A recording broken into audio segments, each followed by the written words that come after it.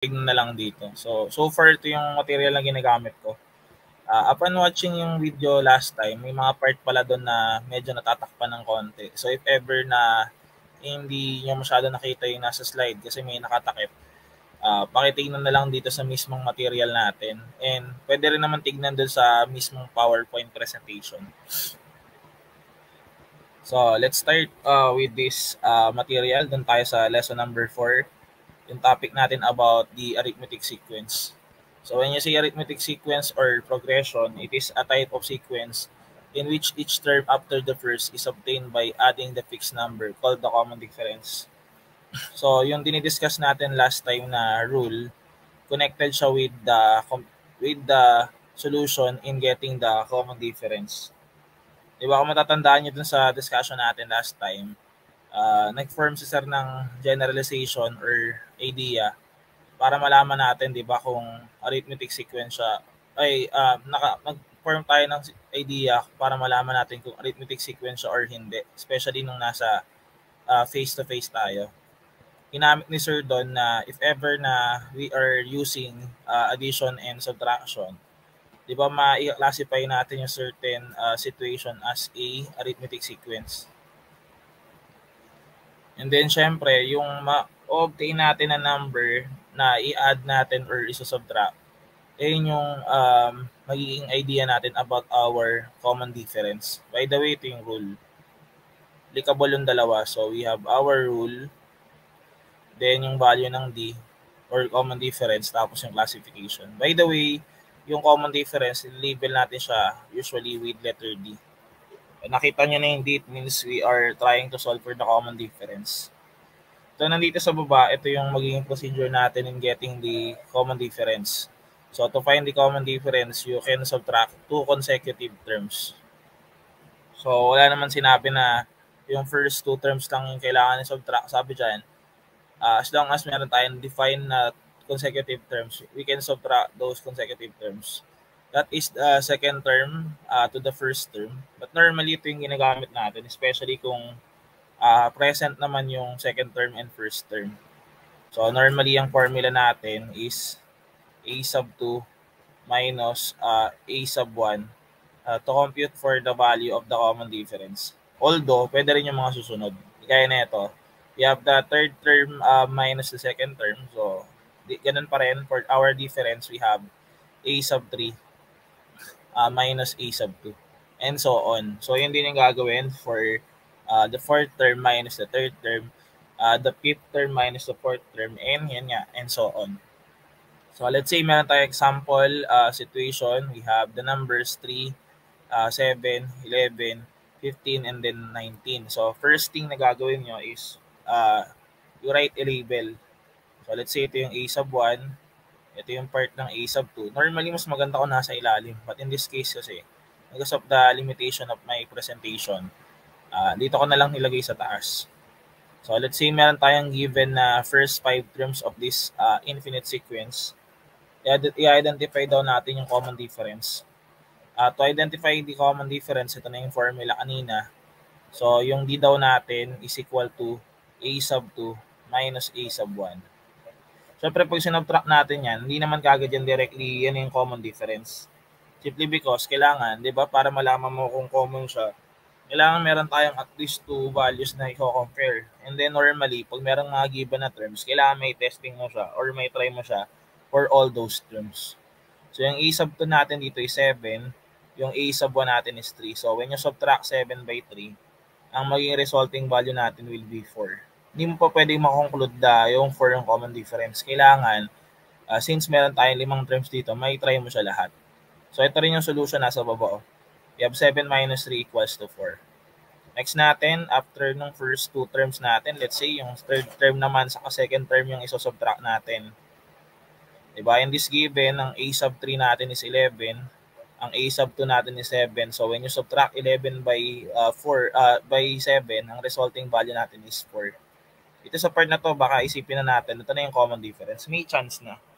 Most of the time kasi, kahit yung first 2 lang naman, pero since nag-discuss tayo, kailangan may pakita natin yung mga certain situations na yun. Kailangan may try natin siya for all situations. Next natin, after nyan, another difference ulit yung hanapin natin. This time, we have a sub 4 minus a sub 3. So, yung a sub 4 natin is 15. Yung a sub 3 natin is 11. When you subtract 15 by 11, ang resulting value natin is 4. Yan din. Then, syempre, yung last, na lang din yung gagawin nyo. To obtain 19 minus 15, kailangan natin ng representation na a sub 5 minus a sub 4. Next natin, doon tayo sa situation or example B. So for example B, somehow similar lang siya with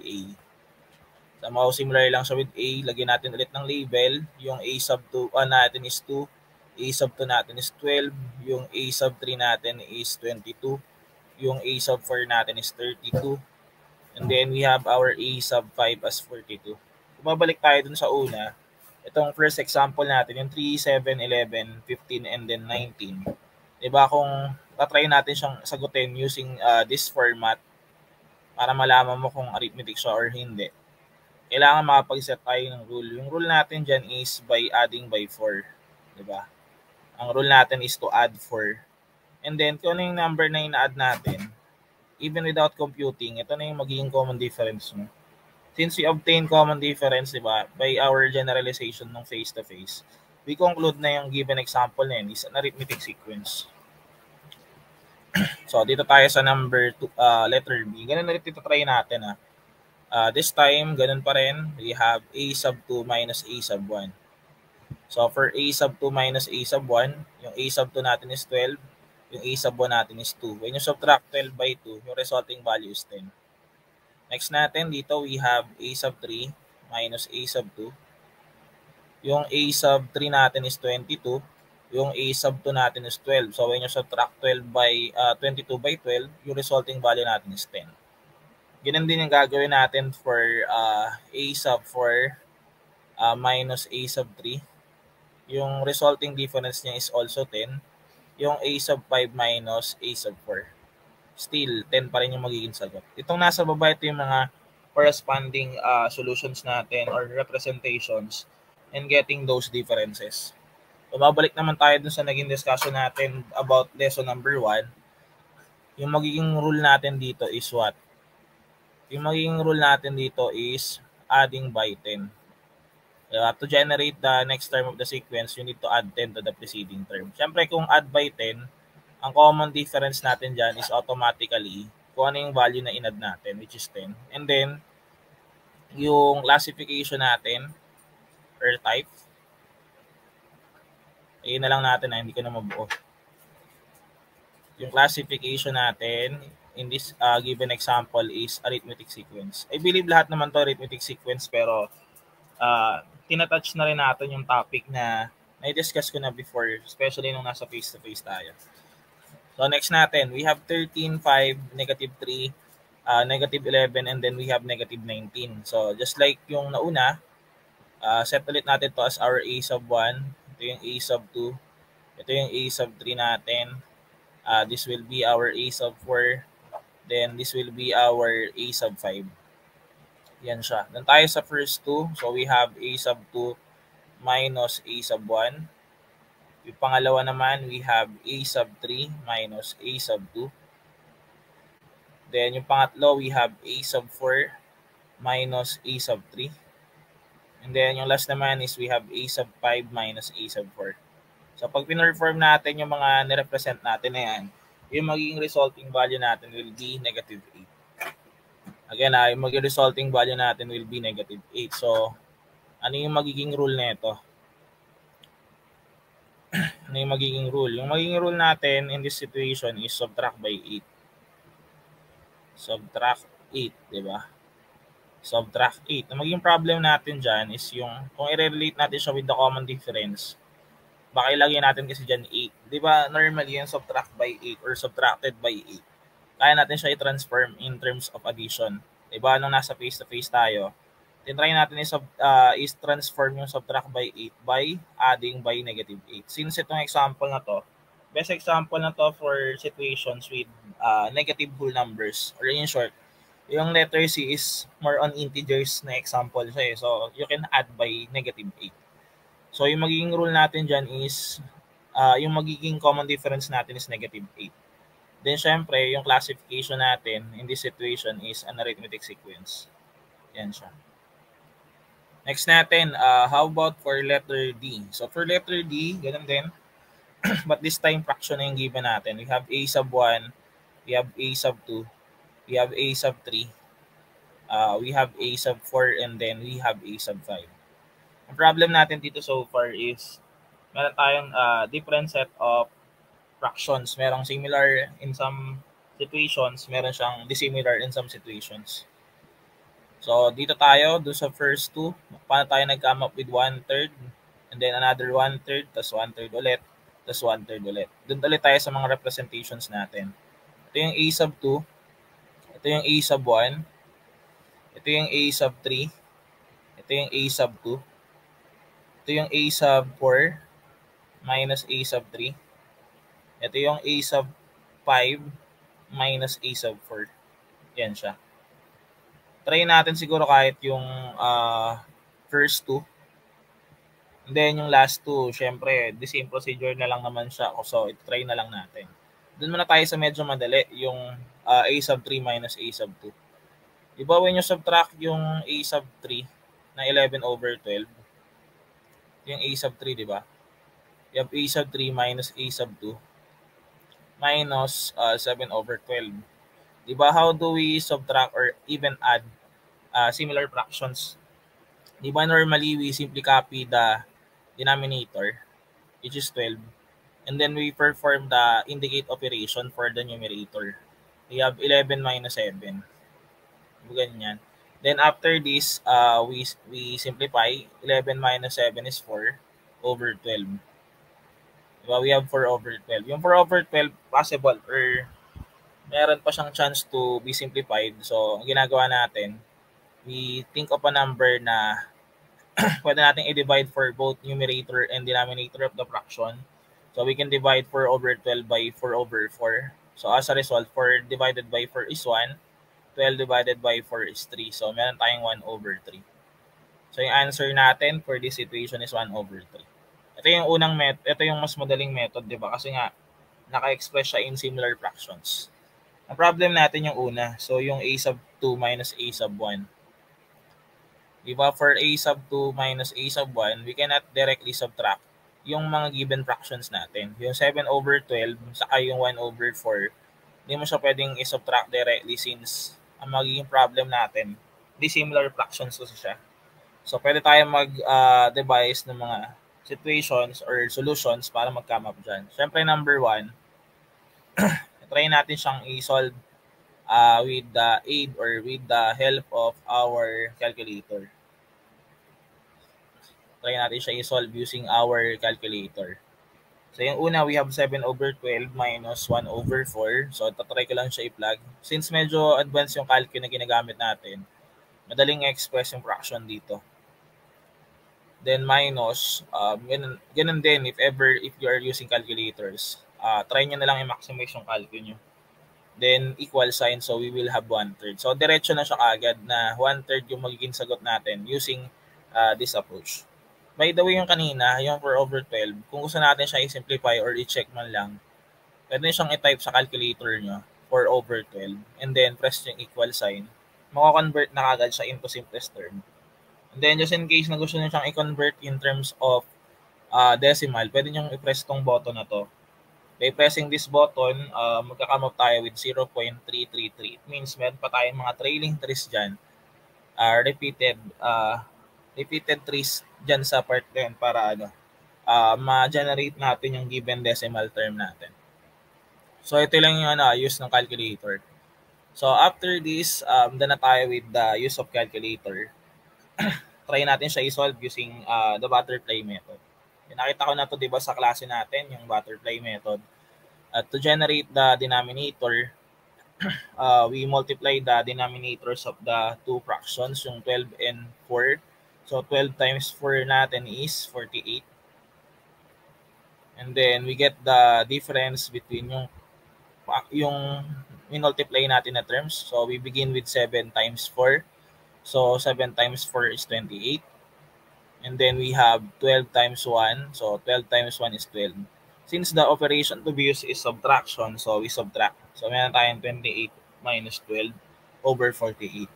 And then we simplify, we have 28 minus 12. So meron tayong 16. So we have 16 over 48. Then yung 16 over 48 is not in simplest form. So we can divide both side of the equation, both side of the fraction by 16 to simplify this. So 16 divided by 16 is 1. Then 48 divided by 16 is 3. So as a result, 1/3 pa rin yung sagot using butterfly method. So meron na tayong pangalawang method. Yung first method natin is with the use of calculator. Yung number 2 naman natin is by the use of the butterfly method. Then syempre, number 3 natin is we will try to solve this using LCD. So syempre, pag use of LCD naman, i-acknowledge natin yung denominators nila. So yung denominator ng second fraction is 4. The denominator of the first fraction is 12. So we'll try to generate their multiples. So meron tayo ditong 4, meron tayong 8, meron tayo ditong 12. So we continuously add 4. Dito sa part na to meron tayong 12. Mag-i-stop na tayo dyan sa part na yan kasi nga na-obtain na natin yung goal natin to establish this common denominator. Pero kung gusto nyo pa i-generate yung mga susunod, wala namang problem. Kasi magkakaroon tayo dyan ng 16, kakaroon tayo dyan ng 20, kakaroon tayo dyan ng 24. Ito sa case na to, mag-generate natin yung 24. You can also use 24 as our denominator. Kasi doon nga sa butterfly method, 48 yung ginamit natin eh. Pero dito sa LCD, mas maganda, naka-straightforward na tayo na over 12 lang gagamitin natin. The next time na magkakaroon pa tayo ng common denominator sa 24 na, yung sunod niyan 36 na, susunod niyan 48 na. So multiples of 12 yung lalabas doon. So we have 7 over 12 minus 1 over 4. Gagawin natin itong dalawang fractions na to, itatry natin siya i-convert as 12 as the denominator. Kailangan naka-over 12 siya parehas. Itong 7 over 12, wala na tayong gagawin dyan since it is already a fraction over 12. So 7 over 12 na siya. Ang problem na lang natin is itong 1/4. We will try to convert yung 1/4 as denominator of 12. Ayun na lang yung kailangan natin gawin. So try natin siya dito sa kabilang side na lang. So we have 1/4. Yung dulo daw natin kailangan over 12 siya. Kailangan siya ma-transform as over 12. Siyempre, to make this fraction as over 12, diba kung meron kang 4 sa denominator, multiply mo siya by 3. Diba when you multiply 4 by 3, 12 na yung lalabas doon.